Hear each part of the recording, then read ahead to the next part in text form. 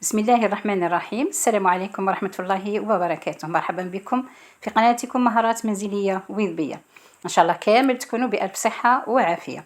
رانا في شهر برد، في الشتاء، في شهر ديسمبر، والجسم يحتاج إلى الوجبات الساخنة. اليوم جبت لكم وصفة اللوبيا البيضاء، عاقدة خاطرة وبنينة. إذا مباشرة ما نضيعوش الوقت إلى الوصفة.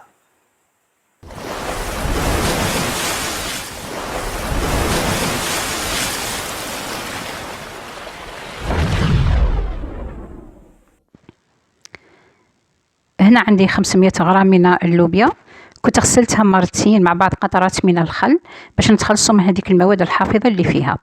اللوبيا عندكم فيها 3 أنواع، كاين صغيرة صغيرة الحجم، وكاين المتوسطة، وكاين الكبيرة. هذه اللوبيا غادي نرافقوها بمجموعة من الخضار. هنا عندي الخضار اللي اخترتها أنايا من أجل هذه الوصفة. عندي ربطة كرافس، معاها حبة بطاطا، وعندي حبة جزر ولا زرودية، كل واحد كيفاش يسميها، وعندي سنينات توم. الوصفة تاع اللوبيا تمشى معاها بزاف الثوم، كل ما كثرته كل ما كان مليح. وعندنا حبة بصل. انا درت هذه الخضرة، ممكن تزيدوا نتوما حبة كورجات وحبة لفت، كل وحده وشاهي الخضر اللي تبغيها. هنا قطعت الخضر تاعي الى مربعات صغيره، واذا كنتم ما تبغوش الخضره في اللوبيا، تبغوها غير وحدها، لا باس تحطوا الخضر حب، يعني حبات كيما راهم صحاح.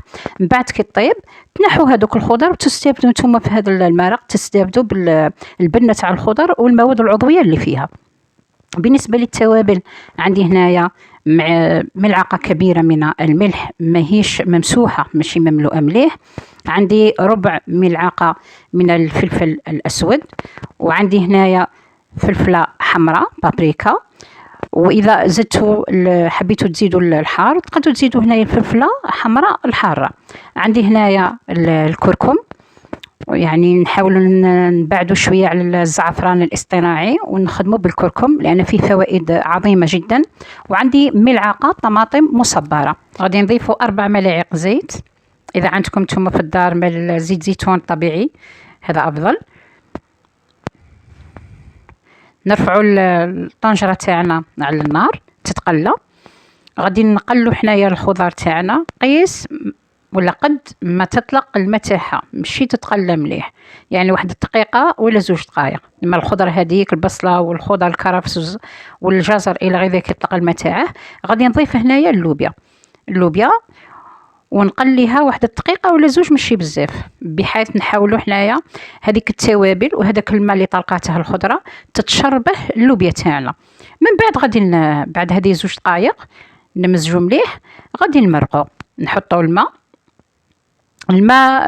ما نقدش نقول لكم شحال ديروا، بحيث يعني اللوبيا كي تشريها غادي تجربيها، تشري غير طال ولا غادي تجربيه. لكن هذه اللوبيا يعني ما تشدش الطياب بزاف، هذه انا راني مجربتها، يعني الطياب تاعها حدها واحد 20 دقيقه في طنجره الضغط. وكاين اللوبيا اللي تشد يعني ما في طنجره الضغط غادي تشد لك حتى واحد 40 دقيقه 45 دقيقه وما ما طيبش مليح. اذا كل وحده وغادي تشري الطل وتجربيه وتشوفي. انا هنايا مرقت ودرتها في طنجرة الضغط، بعد حوالي 20 دقيقة راني حليت عليها، بقيتها طايبة مليح، يعني كتشوفوا راه البويون خاثر، يعني المرق خاثر، طايبة اللوبيا. زدت عليها نصف ملعقة كبيرة من الكمون، زدت معاها هنايا شوية قزبر مقطع، وقدمتها في طبق تقليدي مع شوية قزبر، ورافقتها بالمطلوع. وصفة المطلوع راها في القناة تاعي. نتمنى ان شاء الله تجربوا الوصفه تنجح لكم وتستمتعوا بها وتاكلوها بالصحه والهنا ان شاء الله. ما تنسونيش خواتاتي بلايك واشتراك وتفعيل الجرس وكومونتير مليح حتى يصلكم كل جديد. سلام.